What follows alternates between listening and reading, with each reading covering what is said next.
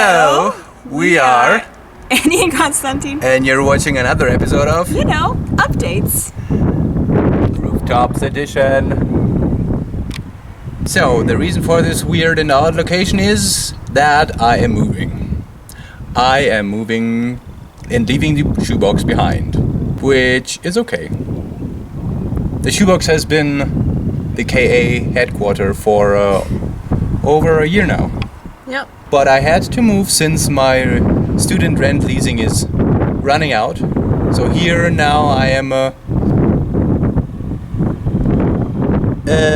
where I am.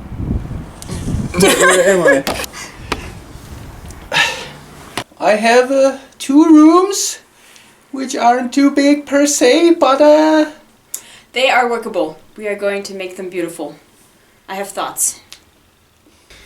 So besides that, what happened in the world of KA? Not much actually, huh?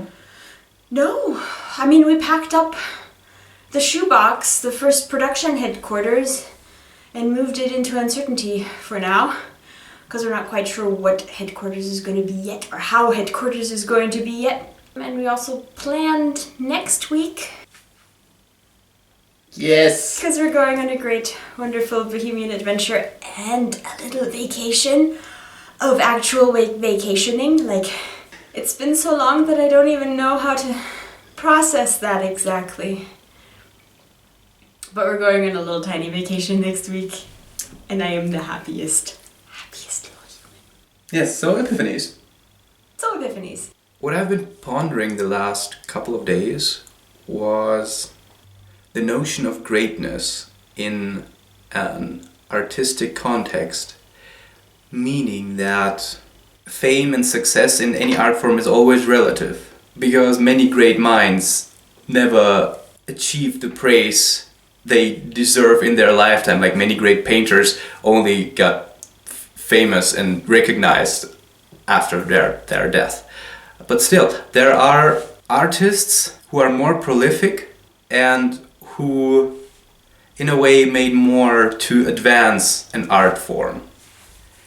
And this is a thing that I am thinking about, especially the last couple of days. There's a huge shift in my world, obviously, because there's, a part of my life is, it's like the chapter is done and now the next one starts.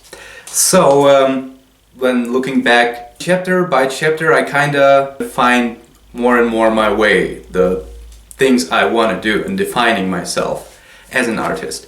And this thought struck me that if I want to leave a mark, advance the art form, if you will. I know this sounds like very highbrow, but you need to want to do amazing stuff to be able to do it. That's at least what I think. You can't do great stuff with the mindset of, I'll do this and maybe it'll be okay. At least I don't think it's the way things work, or I don't think this is the way they could work for me. And what I was thinking about was that many artists that came before me, many filmmakers, they had a lot worse conditions than I have. Like 10, 20, 30 years ago, it was an incredibly difficult task to make a movie, and it's a lot easier now. And the possibilities to push the art form forward, there are infinitely greater now than they were years before, and there's a lot of potential in that.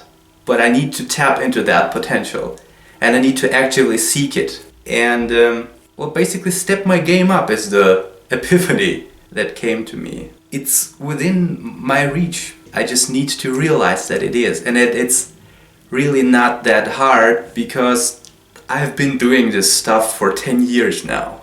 I just need to be aware of that. And just keep on making good stuff. Even more good stuff. Because I can. Yes, this is a very self-centered and arrogant epiphany. But I don't care. So I'm still learning how life works, which seems like the sort of thing I should have figured out by now, but I think mostly I'm just realizing how much I don't know and how much I don't understand. And that does include, deeper philosophical, complex, highbrow stuff, but it also includes very, very, very simple things. Because I've always been very odd. I've always been kind of strange. I've always entered the world in just my own little weird way. I was the kid in school who really hated recess because I really just wanted to keep studying and being quiet and learning things. And that's basically been true my entire life, which bothered me a lot for a while, and then I kind of embraced it, and then it bothered me again, and then I embraced it again, and now I'm in this in-between state where I have wholly and completely embraced the fact that I'm strange, and I like myself for that. But also, I would very much like to understand normal life and normal people, and to, at least be able to pretend to be one of them when I need to. So this week's lesson in life skills has been an old one that I've struggled with forever, probably. And it's presence.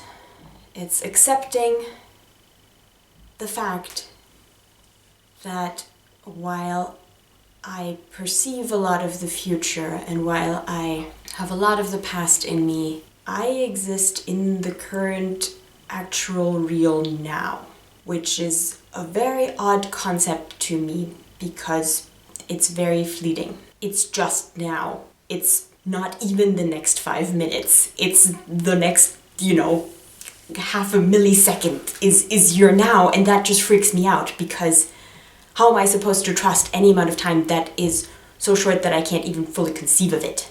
Living in the present is entirely about acceptance. Because the future is all about change, it's all about potential, it's all about what you can make of it. And the past really is the same thing. It's all about what you can make of it. It's all about how you take the things that you've experienced and how you interpret them and how you use them to move forward. But the presence is this dumb thing that you can't change, you can just accept it.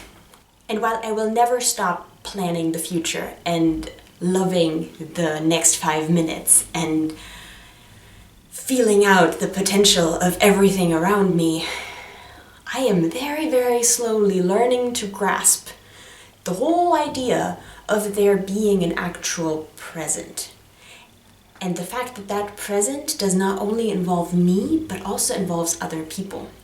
And the really cool thing that I'm learning is that trust isn't a concept of the future. Trusting someone doesn't mean trusting that they will always be there and that they will reliably follow whatever path you would like them to follow in the future. It means that they are right here with you in the present. They exist with you in that moment, and that is all. That's all you can ask of anyone, and it's not really something you ask, but it's something you are given. And realizing that makes life incredibly beautiful, because it makes carrying heavy boxes up a flight of 81 stairs over and over again an actual experience, because you're in that moment and you're sharing it with someone just for the little bit of time that it is. And I think that's the cool thing about the present, is that it's inherently beautiful because it doesn't have all the facets of, fear and hope and doubt and worry. It is just what it is if you accept it as such. And that is really freaking difficult. But when you can do it, it's amazing. So I'm gonna keep working on that. Is my thing this week.